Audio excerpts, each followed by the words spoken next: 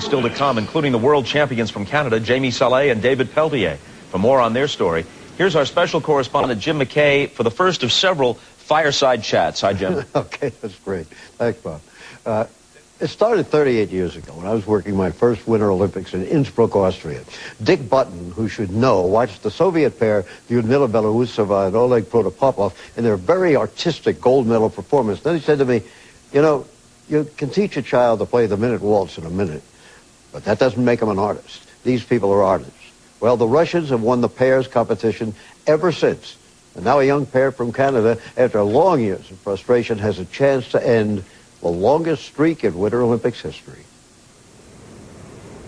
I do definitely believe in fate, and I think that since I was little, I always had this dream to become the best figure skater. I just had that, and I never let it go.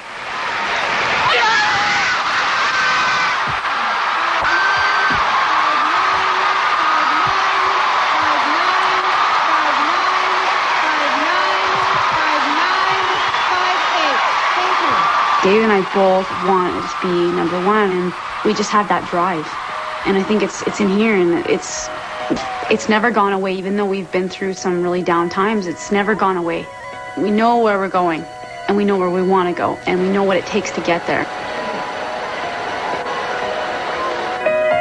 Their road to success hasn't been easy. Only a few years ago, Jamie Salé and David Pelletier considered ending their respective skating careers. At the time, Jamie was skating singles and going nowhere, while David was on his third pairs partner. I just didn't know what I wanted. I kind of lost my focus, and it was really disheartening for me because I was waiting for that right partner, and there was no one to skate with. To hear my own peers say to me, I can't believe you're still skating. And I didn't even say it jokingly, but you knew, and it hit you right here, you know. It made you feel kind of like, am I doing the right thing? And then it was almost embarrassing. Like, I would step on the ice, and I thought, everyone's looking at me going, oh, this is a joke. After 98, I was 24, 25.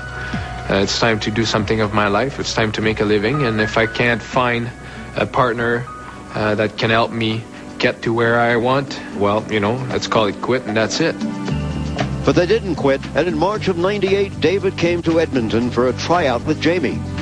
When he got here and we stepped on the ice, I knew as soon as I took his hand, it just clicked. Like, it was so on. It's like we didn't even miss a beat.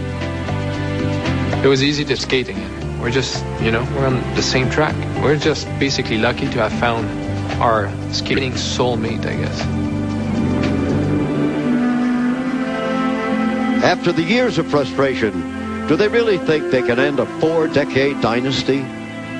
Of course, I know the history of pair skating and who's won the Olympics the last 30, 40 years, but it doesn't matter to us. Like, Dave and I have not gone out the past competitions and thought, you know, we have to beat the Russians because they always win. It's the last thing we think about.